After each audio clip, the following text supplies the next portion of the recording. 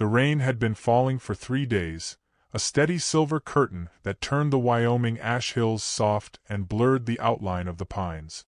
Elijah Creed, age 30, cowboy and widower, listened to it strike the roof of his cabin like an old memory returning to tap a shoulder. He had been mending a broken bridle strap, working by lamplight, when he heard another sound beneath the storm, knuckles, tentative but desperate, rapping on his door. It occurred to him that no visitor could arrive without reason in such weather. Curiosity, muted and slow, stirred under his ribs. He opened the door, and the lantern flame flickered as wind swept in the wet night air. Standing there was a young woman, dark-haired and trembling, her braids soaked to the bone. She said, barely louder than the rain, "May I stay in your cabin till the rain stops?" Her voice carried a guarded music, both fear and hope at once. She was Tala Rivers, age 25, a native woman whose presence alone in this part of the territory would soon summon whispers. Elijah watched droplets run down her cheekbones and wondered what path had led her here, but he stepped aside without asking. She passed him with the hesitant grace of a deer stepping across a clearing where hunters once waited. Her boots left small pools on the floorboards as she stood by the hearth, not warming her hands, only breathing. Elijah could see she was avoiding his eyes.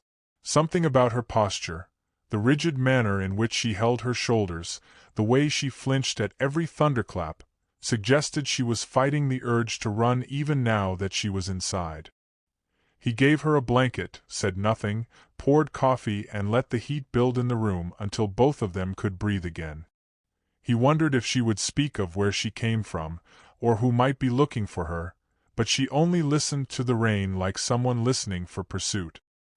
He felt the nagging pull of questions, yet held his tongue. In his experience, the most wounded people never speak first.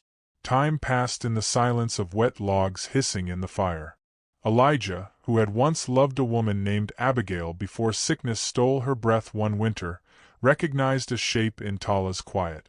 It was shame mixed with exhaustion, the kind that doesn't come from weather alone. Eventually, she glanced toward the window, startled, as though fearing a face might appear in the glass. Elijah's curiosity sharpened. Who would come for her in such a storm, and why was she afraid of them? The cabin, usually comforting in its solitude, suddenly felt like a secret being written one sentence at a time, each sentence ending with uncertainty.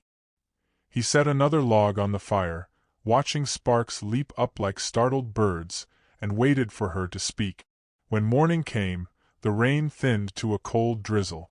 Tala stepped out back to wash her hands in a basin, and that was when Silas Pike, the ranch hand whose soul fed on gossip because it starved on purpose, spotted her through the trees. He was on horseback, returning from town, and stared long enough to see her reach up to brush a strand of hair from her face. He didn't call out. He simply turned his horse back toward town, riding fast. Elijah noticed the tracks in the mud. It was strange, seeing horse prints so close to the cabin without hearing them approach, and a prickle of unease traveled through him. It would not be long before Silas shared what he had seen with Sheriff Boone Crest, he realized. Already, questions formed like storm clouds. What story would the town invent before they ever asked Tala her name? Tala stayed inside most of that day, helping Elijah patch a leak beneath the window with strips of cloth and pine tar. Their efforts were clumsy, wordless, and oddly intimate. When water seeped through the boards, her slender fingers pressed against his to hold them in place, and a thrill passed through his chest, subtle but undeniable. He wondered if the feeling was wrong, or simply unexpected. Each gesture between them seemed to build something delicate that neither knew how to define. Finally he asked, "Did someone hurt you?" She looked at him then, eyes dark and steady. "Someone judged me," she murmured. That answer was heavier than any bruise.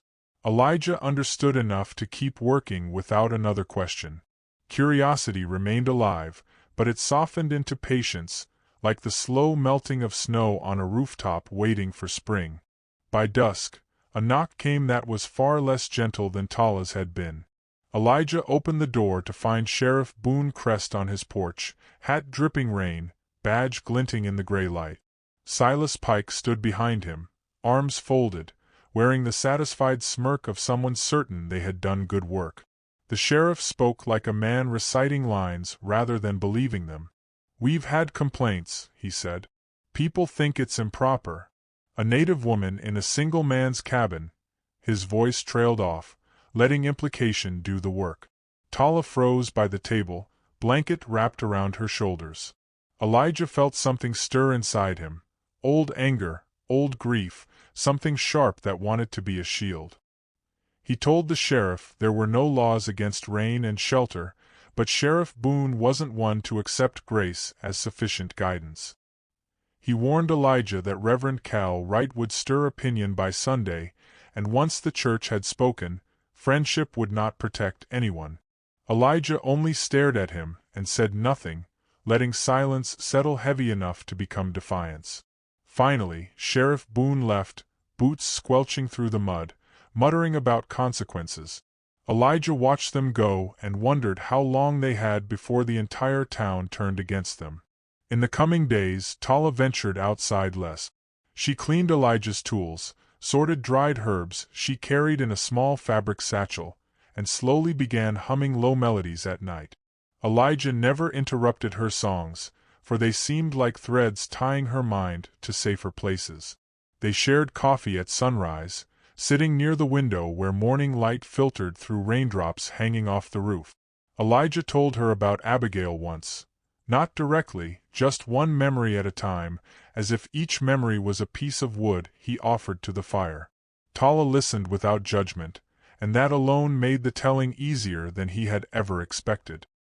He wondered how long one must know another before hearts start to reveal old stories unasked. Still, he could not shake the feeling that time was cruelly short.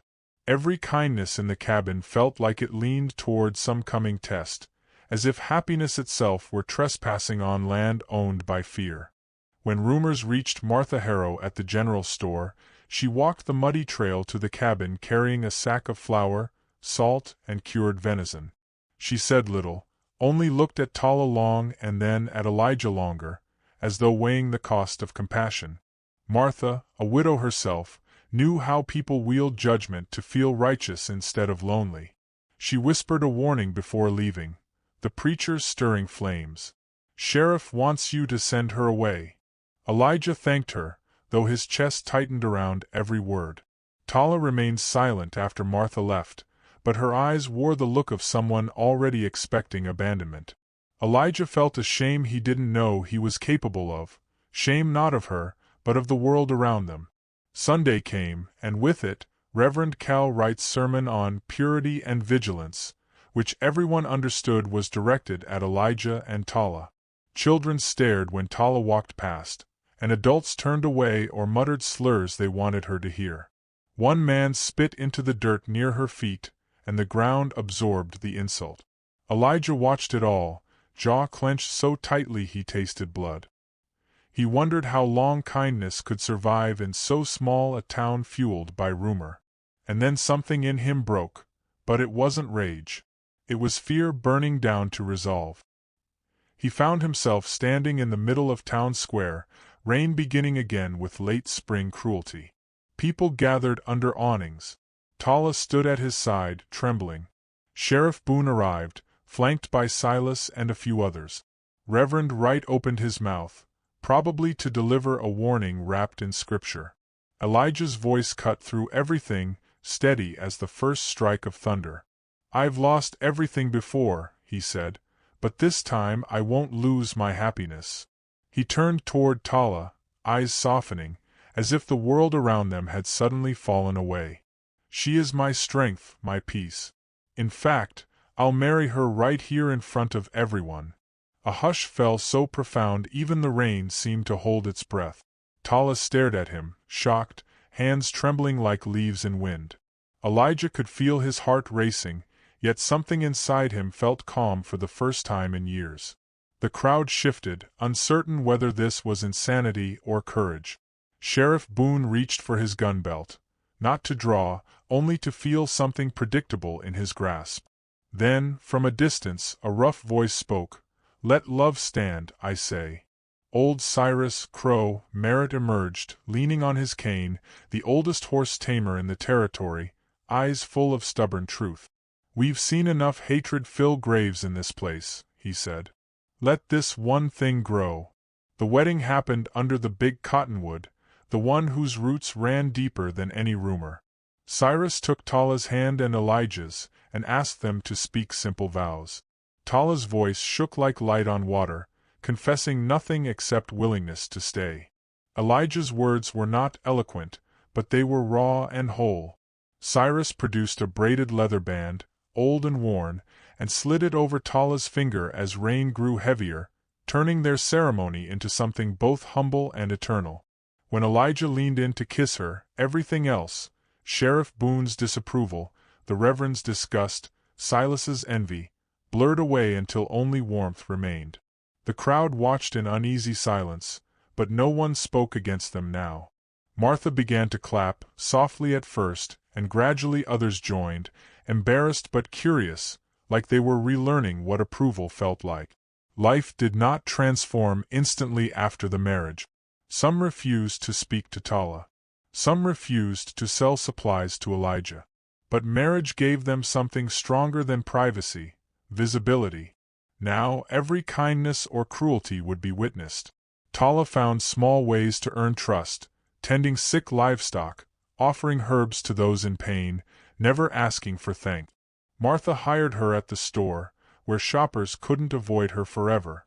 One afternoon, Elijah came in to see Tala laughing with a customer over the price of flour, and the sound was so strange and beautiful he froze near the doorway, wondering when Hope had begun living in his cabin permanently. There were romantic nights where they lay together in the cabin, fire reflecting in their eyes as Tala told stories of rivers and stars she had known as a child. Elijah traced the shape of her hand against his chest and felt gratitude like prayer. They made a home through small rituals, braided hair in the morning light, shared bread, quiet gazes over lantern flame. New fears emerged, smaller but real. Would acceptance survive the next sermon, the next rumor? Yet increasingly, people came to them, one by one, asking for herbs, asking for advice, asking for forgiveness without saying the word.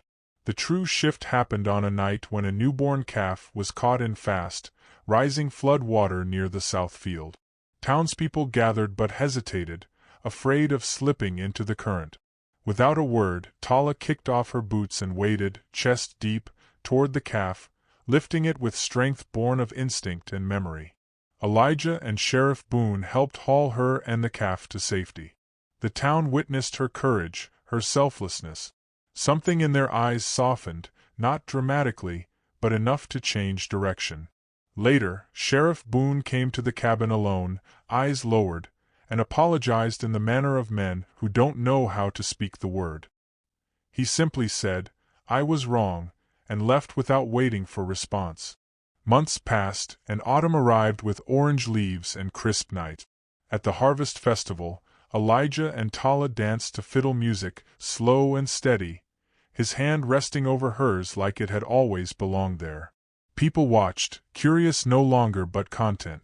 Silas Pike looked away from them now, but not with malice anymore, only with the knowledge that gossip had failed him where kindness succeeded for others. Martha smiled, wiping a tear with the hem of her apron, even if she pretended it was dust. Later, walking back to their cabin under a sky full of stars, Elijah thought of the night she first knocked on his door, and how every moment since had been shaped by doubt, courage, and small acts of grace. Tala squeezed his hand and murmured, "Sometimes a storm is just a doorway." Elijah wondered how many storms in life he had mistaken for ruin.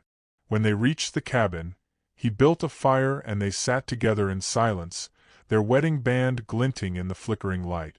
Tala leaned her head on his shoulder, and Elijah felt a rare kind of peace, one made not of absence, but presence. Years later, long after Sheriff Boone retired, and Reverend Wright quieted down, and even Silas Pike began greeting them without shame, Elijah would sit on the porch in the fading light and think back to that first knock on his door. The rain that night had sounded like sorrow at first, yet in memory it was the sound of change. tall planted herbs along the cabin walkway, and children from town would wander up to ask questions about plants and stories. She would smile and tell them whatever she knew, her voice soft, steady, and patient. Elijah watched, always astonished by how something once feared could become something beloved.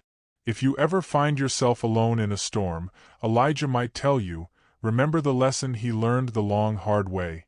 Sometimes belonging is not given, but built breath by breath, gesture by gesture. Sometimes a stranger arriving in the rain is the beginning of a life you never dared to imagine. And if a hand knocks quietly on your door, asking only to stay until the rain stops, ask yourself this, not with fear but with wonder: what if opening that door could change everything forever?